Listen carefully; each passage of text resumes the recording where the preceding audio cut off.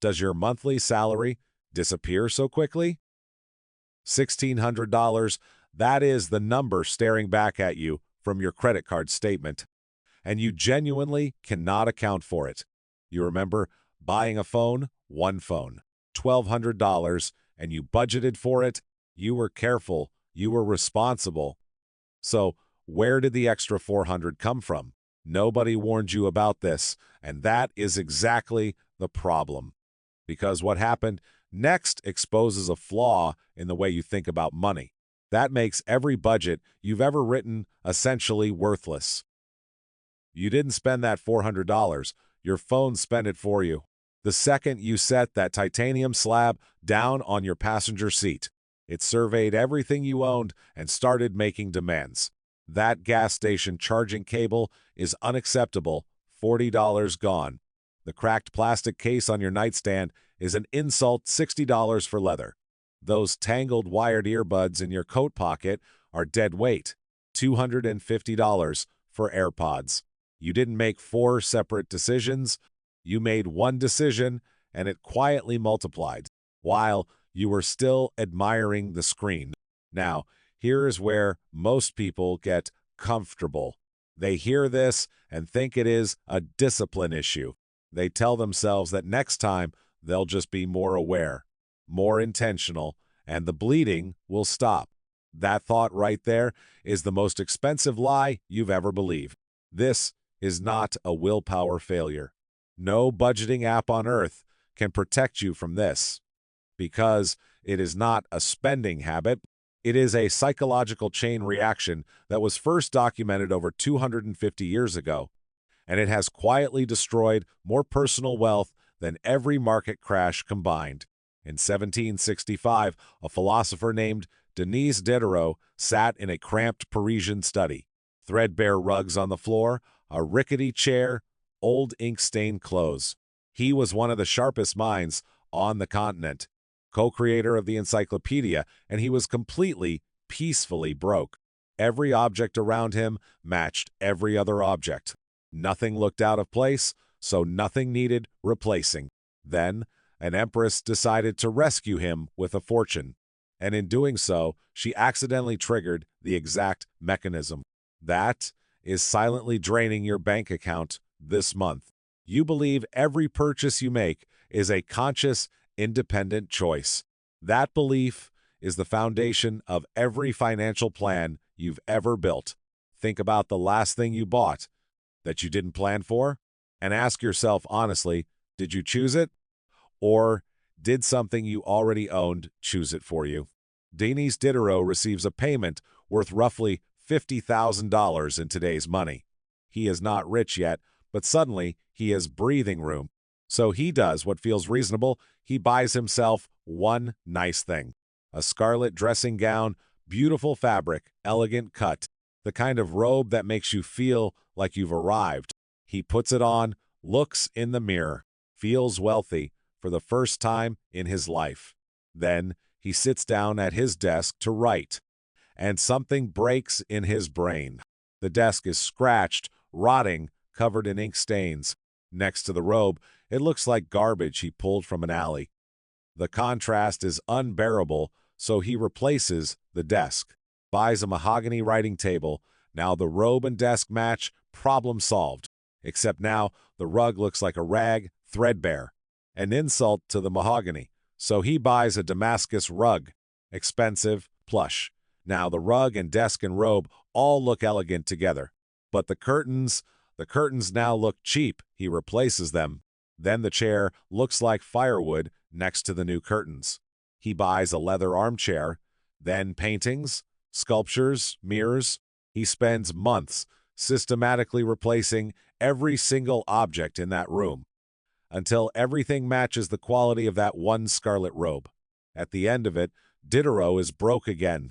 $50,000 gone, not stolen, not gambled away, spent on making things match. He later writes an essay with one haunting line. I was the absolute master of my old dressing gown, but I have become a slave to my new one. One purchase doesn't stand alone. It resets your baseline. It creates a new standard that everything else in your life suddenly fails to meet. And the cost of bringing everything up to that new standard is always, always more than the original purchase. Now, let's fast forward to today. You decide to get in shape. You buy a Peloton bike, $1,500. You tell yourself it is an investment in your health, a productivity tool, totally justified. Watch how the trap closes. You unbox the bike. You're excited. Then you look down at your 10-year-old gym shorts and that free t-shirt from a 5K you never actually ran. Suddenly you can't ride, not because the bike doesn't work, because you don't match. The instructors on screen are wearing $150 specialized shoes. Compression gear, branded tanks, you're wearing cotton and shame. So you fix the shame. Shoes are $150, shorts are $80. Tank top is $50. You're not buying gear. You're buying permission to use what you already own. But now the bike looks wrong in your space. It is premium equipment in a room full of clutter and mismatched furniture. The dissonance is physical. It actually hurts to look at. So you create the Zen workout corner, yoga mat, dumbbells, maybe a new smart TV to cast the classes properly. You haven't bought a bike. You've bought a monthly invoice disguised as an identity. Every item below your new baseline creates psychological tension. Your brain registers it as wrongness, as incoherence in your story. And you will spend whatever it takes to resolve that tension. The wardrobe forces the vacation upgrade. The vacation forces the luggage upgrade. The luggage forces the hotel upgrade. You're not spending because you want these things. You're spending to maintain narrative consistency. And that consistency has a monthly burn rate. That will never appear on any price tag. Let's be precise about the math. Most people calculate cost in isolation. They see $500 and ask if they can afford this. Wrong question. The right question is, what is the chain reaction cost? You budget $10,000 for new kitchen cabinets, reasonable. But once those clean white modern cabinets are installed, your 10-year-old refrigerator doesn't just look old. It looks like a violation. It works perfectly, but visually, it is creating the same tension. So you replace it. Then the old countertops look stained next to the new fridge. Then the backsplash looks dated. Then the lighting looks dim. That $10,000 cabinet decision just triggered a $35,000 kitchen overhaul. And you genuinely believe each purchase was necessary. This is the wealth extraction system working exactly as designed. It doesn't take your money by force. It recategorizes your identity, then charges you the maintenance fee. The fake it till you make it advice is financial poison.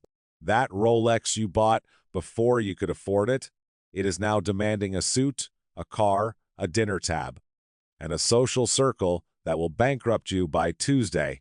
You're not faking success. You're financing someone else's definition of it. The people who stay wealthy understand something the aspirational class doesn't.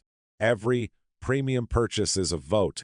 You're voting to enter a new spending tier, and that tier has mandatory costs that never show up in the product description. The question isn't whether you can afford the Peloton. The question is whether you can afford to be a Peloton person, because the bike costs $2,000. But being a Peloton person costs $6,000 in year one, and it never stops billing. So who is getting harvested? Anyone who believes their external possessions need to match their internal self-image. Anyone who feels tension when their stuff doesn't go together. Anyone who thinks one upgrade will complete the picture. The system doesn't care about your income. It cares about your identity, flexibility. The moment you lock into being a luxury car person or a premium fitness person, you've just signed a contract with terms you never read. And here is the part that should terrify you. The cabinets didn't improve your life. They downgraded it. Before, you had a kitchen, you cooked in it. You spilled things, you lived. Now you're terrified of scratching the countertop. You wipe down the backsplash after every meal. You've become the janitor of your own house. When you buy the expensive white couch, you stop letting people drink red wine near it. The dog isn't allowed up anymore.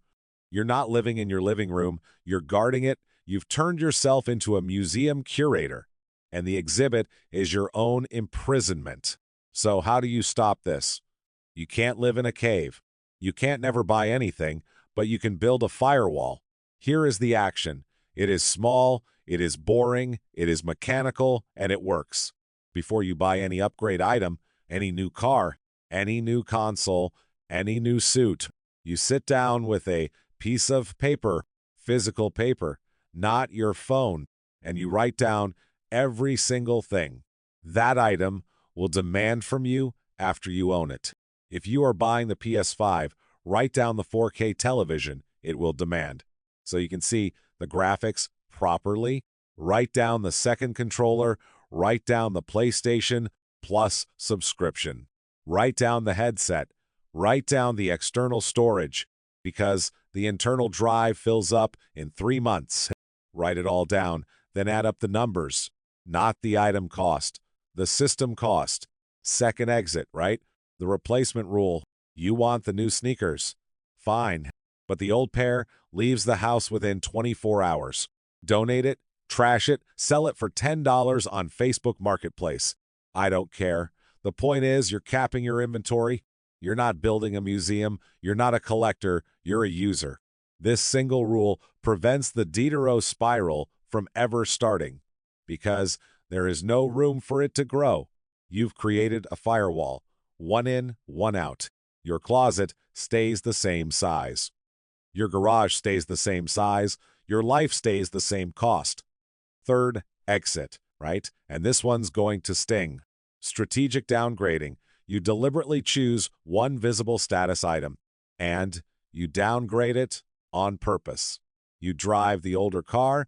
You wear the cheaper watch. You keep the scratched phone case. Why? Because when your anchor item is humble, the pressure to upgrade everything else disappears.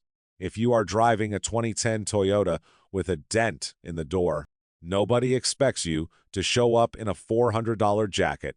You've given yourself permission to be normal, and normal is cheap, normal is free. Normal is where you stack cash, while everyone else is financing their identity. This is your survival buffer, a low-maintenance identity. It is not about being broke. It is about being untouchable. When your baseline is low, you can absorb shocks. You can lose a job and not panic. You can skip a bonus and still eat. You can say no to a promotion that would destroy your life. That is the buffer. That is the compound interest. Nobody talks about it is not 8% returns. It is 100% freedom. I'm not promising you'll get rich. I'm promising you'll stop bleeding. I'm promising that if you cap your system cost, enforce the replacement rule, and downgrade one visible anchor, you will have more money in 90 days than you do right now. Not because you earn more, because you stop the leak. That is the only wealth-building strategy that works when you're starting from zero. Plug the hole first, then we talk about filling the bucket. So here is your homework. Write down one thing you've been wanting to buy. Now, calculate the system cost.